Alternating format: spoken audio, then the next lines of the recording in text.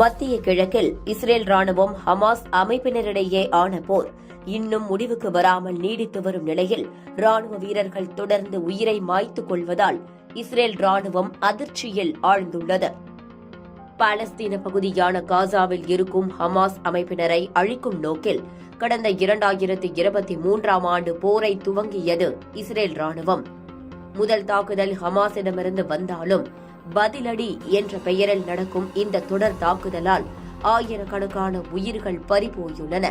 ஆம், 2023ஆம் ஆண்டு அக்டோபரில் துவங்கி தற்போது வரை காசாவில் உயிரிழந்தோர் எண்ணிக்கை சுமார் 45,600 கடந்துள்ளது.